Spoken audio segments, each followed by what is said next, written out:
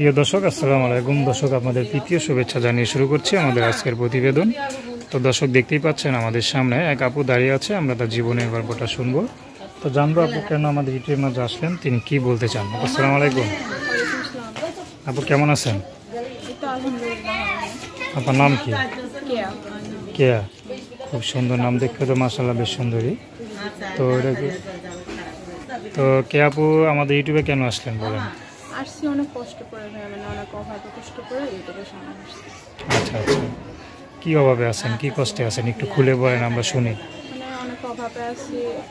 আগে আম্মু যখন কাজ করতো তখন তাও অভাবটা একটু কম ছিল। এখন আম্মুরও বয়স হয়েছে, যার জন্য কাজ কাম ঠিক মতো করতে পারে না, যার জন্য মানে সংসারটা অনেক সমস্যা যাচ্ছে আর অনেক কষ্ট যাচ্ছে। আচ্ছা, বাবা নাই? হইতেছে আর কি, মানে এখন থাকতে বাবা নাই? হ্যাঁ বাবা আছে, কিন্তু বাবা মানে অনেক ছোট থাকতেই সে আমাদের ফলাইতে সে আরেকটা মহিলারে বিয়ে করে সে ইন্ডিয়া চলে গেছে। সে আমাদের আর কোনো খোঁজ খবর নেয় না। আপনি পড়াশোনা কত দূর করছেন? 3 পর্যন্ত করছিলাম ভাই, পড়া করতে পারিনি অভাবের জন্য। আচ্ছা আচ্ছা, তো আপনি দেখতে মাশাআল্লাহ কত সুন্দর, লম্বা চড়াও আছেন। তো যদি পড়াশোনা করতেন তাহলে ভালো এক জায়গায় বিয়ে শাদী করতে পারতেন না? করতে তো পারতাম ভাই, এখন কি করবো, এখন করতে পারিনি অভাবের জন্য। এখন কিছু করার নাই তো ভাই, এখন অভাবের সংসার আমি পড়াইতে পারিনি। ছোটোবেলা থেকে 2টা ভাই বোনরা মানুষ করছে, লেখাপড়া আর করাইতে পারিনি। এখন আমি তো করতে পারিনি, আমার ছোটো ভাইটারও করাইতে পারতেছি না টাকার জন্য।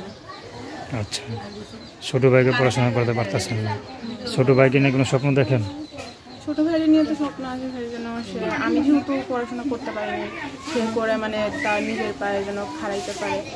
দিকে এমন আসে যে মানে আমার দায়িত্বটা নিবে, আমার আম্মু আর আমার ছোটো ভাইয়ের দায়িত্বটা আমি সারা জীবনের জন্য নিতে বলি না। যতদিন সে মানে আমার বিয়ে না করবে ততদিন পর্যন্ত নিলেই হবে। আর আমি চাইতেছি এখন একটা ভালো একটা মানুষ যে মানে আমার সুখে দুঃখে পাশে থাকবে, আর যে আমাকে বিয়ে করে মানে তার বউর মর্যাদাটা দিতে পারবে। এরকম যদি কাউকে পাই তাহলে আমি আমার জীবন শুরু করবো। সাহায্য সহযোগিতা বিয়ে শাদী করা এখন তো আমাদের ব্যক্তিগত ব্যাপার। তো আসুন আমরা 5 ওয়াক্ত নামাজ পড়ি, সর্বদা দেশের সেবা করি। আসসালামু আলাইকুম।